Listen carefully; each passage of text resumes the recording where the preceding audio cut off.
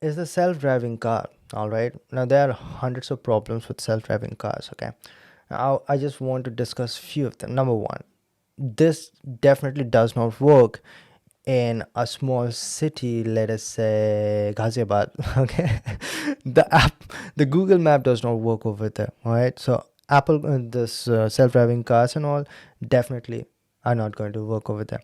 Okay, second of all, they have this marketed as there's 40,000 deaths every year with like manual cars. Okay, when I say manual, I do not mean like manual transmission, just manual cars.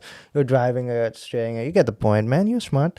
So there are 40,000 deaths with that every year. I do not know where the number is, probably US, but you get the point. Numbers are pretty high. Every year, so many people die because they drive on their own. And what we should have is self driving cars, and we save a lot of people.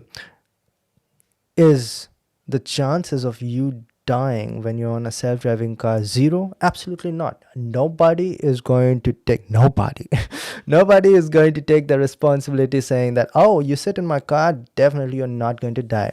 All right, robots kill people all the time, and self driving car is nothing but a robot. Okay, so the problem with this is like, let us say 40,000 people die every year with non self-driving cars, and let us say 30 people die every year with self-driving cars. Okay, I'm being genuine, but let's say that's the number. Okay, the funny part about that is that 30 people which die in self-driving car may be absolutely anybody. All right, now my chances of dying in a manual car might be 1%. Right, let's say 1%. I don't drink, I don't smoke, I don't do nothing, I'm a sober man, I don't drive when I'm sleepy.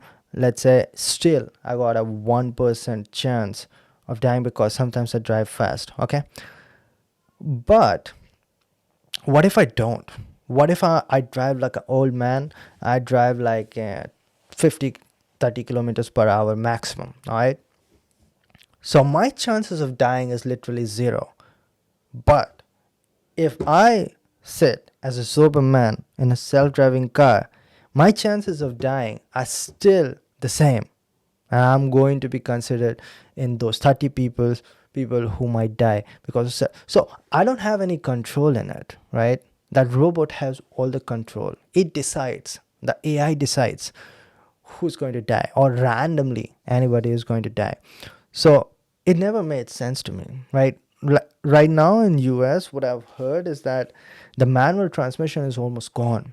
It is extremely difficult to find out cars with that gear system, and in India also it is like slowly but surely going away. But the cars that I've driven, it's like manual, right? That's how it works in India, and I've heard that that's how it works to a huge extent even in Europe. But that still works, right? All it is going to be like is that the gear changes automatically, but you control the brakes, you control the steering wheel, you control the speed, you control everything.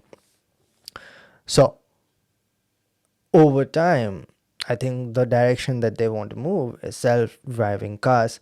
But doesn't make sense. Does it make sense to you? Like, let me know down in the comment section. Like, why would I risk it on an AI? If I'm driving like an old man, I'm never dying on a car. Okay, the worst thing that can happen is someone hits me and my freaking what safety bags and all goes on, and maybe I break a bone, but nothing bad is going to happen. And again, like when a computer is controlling where you're going, it can be hacked. And I have made a lot of enemies, man. What if they want to hack my car and get me to a place they want to be? And then freaking kill me. That's also going to be considered among deaths with self-driving cars, right? So never made sense to me. And also what did not make sense to me or never made sense to me was those like automatic transitions. And I want the cars to be as manual as possible. Remove all the electronic equipments of my car. Back in 2016, I was an intern for 4 months in this company called Tata Cummins, and back then they were getting into like electronification of internal combustion engines, diesel engines at that time. It was truck engines. But what they were using those electronic sensors was mainly to like throttle, monitor the temperature, monitor the pressure, so that the driver knows the health of the engine. But we know, like, we are moving towards the hybrid, and people want those cars to be like a goddamn laptop, right? Everything, like, if you see cars these days, there's a screen, and there's like a camera that turns out that you can't even look back anymore. You cannot look on the mirror. There's a screen that shows you the backside. Yeah, I don't like that. I'm a mechanical engineer, old school. I like my cars to have only like freaking pulleys and gears and crankshaft. That's it. Well, mechanical engineers, help me out. I like my cars to be state of the art machinery. I don't want electronics in that. There's a beauty to that machinery. There's a beauty to, like, you can fix that car with with a wrench or something. Not like the moment it goes down, oh, I need to hack it or something, write a code for it or something. I don't know. Or call Elon Musk or someone.